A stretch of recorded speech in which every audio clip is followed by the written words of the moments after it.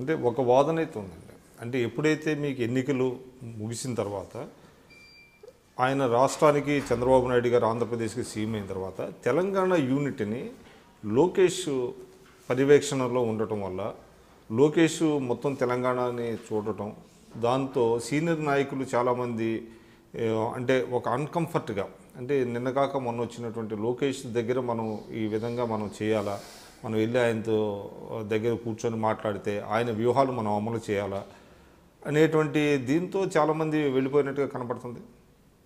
అంటే అది కరెక్ట్ కాదండి. ఎందుకంటే లోకేష్ ఎప్పుడు కూడా డైరెక్ట్ నేనైతే సీనియర్ మోస్ట్, నేను ప్రతి ఇష్యూలో ఇన్వాల్వ్ అయి ఉంటాను కాబట్టి లోకేష్ ఇన్వాల్వ్మెంట్ అనేది ఎక్కడ మాకు రాలేదు. అతను డైరెక్ట్గా వచ్చి ఇబ్బంది పెట్టలేదు. అంటే తెలంగాణని ఆయనే చూస్తాడు అనేటువంటి ఇంప్రెషన్ ఇవ్వలేదంటారా? లేదు ఇచ్చారు. ప్రెస్లో వచ్చింది, ఊహాగానాలు వచ్చాయి, బట్ ఎప్పుడు కూడా అట్లా జరగలేదు. డెఫినెట్గా ఆ రాష్ట్ర అధ్యక్షులు, జాతీయ అధ్యక్షుల కొడుకుగా తన బాధ్యతను కొన్ని విషయాలలో ఎలక్షన్స్లో కానివ్వండి, తర్వాత ఇప్పుడు మెంబర్షిప్ డ్రైవ్ వచ్చింది. మెంబర్షిప్ డ్రైవ్లో ఈ కార్యకర్తలకు ఏ విధంగా కాపాడాలి, ఇన్సూరెన్స్ని ఏ విధంగా పికప్ చేయాలి, అవన్నీ కూడా తనే.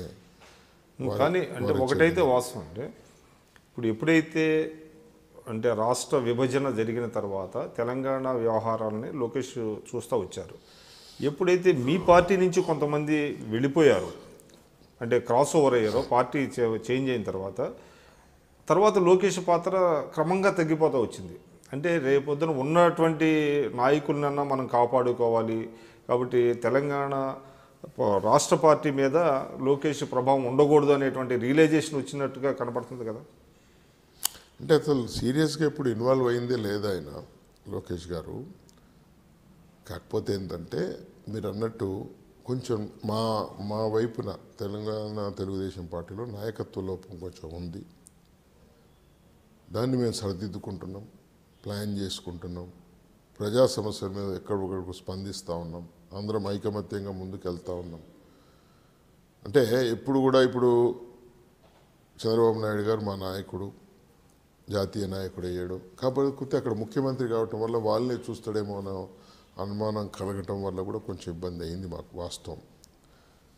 ఇప్పుడు తెలంగాణ తెలుగుదేశంలో మీలాంటి వాళ్ళు బీసీ నాయకులు ఉన్నారు, సీనియర్లు ఉన్నారు, అంటే శాసనసభ్యులుగా పనిచేసిన వాళ్ళు, మంత్రులుగా పనిచేసిన వాళ్ళు చాలామంది ఉన్నారు.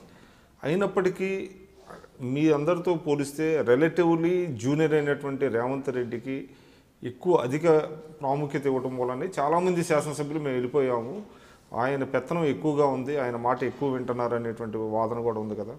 అది ఏమన్నా హామ్ చేస్తుందంటారా? అంటే జనరల్గా రేవంత్ మరి సబ్జెక్ట్ మీద అటాక్ చేయటం, కొన్ని విషయాలు మనం చూసుకుంటే అసెంబ్లీలో అతన్ని ఒక వాయిస్ను కొంచెం ముందు ఉంచి ఎంకరేజ్ చేసినటువంటి మాట వాస్తవం. ఒక నాయకుడు ఎంకరేజ్ చేసినంత మాత్రాన దాన్ని చూసి ఇంకో నాయకుడు పోతాడని అనుకోను. అంటే కొన్ని సందర్భాల్లో జూనియర్స్కి ఎక్కువ ప్రాధాన్యత ఇస్తున్నారు, సీనియర్లను విస్మరిస్తున్నారు అనేటువంటి వాదన, ఆ వాదన కొంచెం వరకు కరెక్ట్ అయినా పార్టీని నడిపేటప్పుడు, పార్టీని కంటిన్యూ చేసేటప్పుడు, పార్టీ వాయిస్ను కంటిన్యూ చేసేటప్పుడు కొన్ని నిర్ణయాలు చేయాల్సి వస్తుంది. అది కొంచెం జూనియరా సీనియరా అనేది కూడా మనం పక్కకు పెట్టాలి. కొన్ని నిర్ణయాలు అధిష్టానం తీసుకున్నప్పుడు దాని మీద అమలు చేయాల్సిన అవసరం ఉంటుంది. కాబట్టి ఆయన ఇప్పుడు వర్కింగ్ ప్రెసిడెంట్, హోదా ఇచ్చారు కదా, హోదానైతే గౌరవించాల్సి వస్తుంది. అట్లా కొంతమంది పోయిన మాట వాస్తవమే ఉండొచ్చు. కానీ అవినీతి ఆరోపణలకు సంబంధించి మీరు చేస్తున్నారు, అంటే మిషన్ భగీరథ కానివ్వండి, లేకపోతే తర్వాత వాటర్ గ్రిడ్ ఇటువంటిలో. కానీ అవినీతి ఆరోపణల విషయానికి వస్తే తెలంగాణ ప్రభుత్వం కంటే ఆంధ్రప్రదేశ్ ప్రభుత్వం మీద ఎక్కువ ఆరోపణలు వస్తున్నాయి కాదంటారా? ఇప్పుడు ఏంటంటే నేను చెప్పే సబ్జెక్ట్ వేరు, వీరేం చేస్తూ ఉన్నారంటే వీళ్ళ లోపాలను వీళ్ళు ఏం చేస్తారు, ట్యాంక్ బండ్ దగ్గరికి వెళ్తారు. ట్యాంక్ బండ్ దగ్గరికి వెళ్ళి దీన్ని మొత్తం ప్రక్షాళన చేసేస్తాను, సుందర వనం చేస్తానని చెప్పాడు.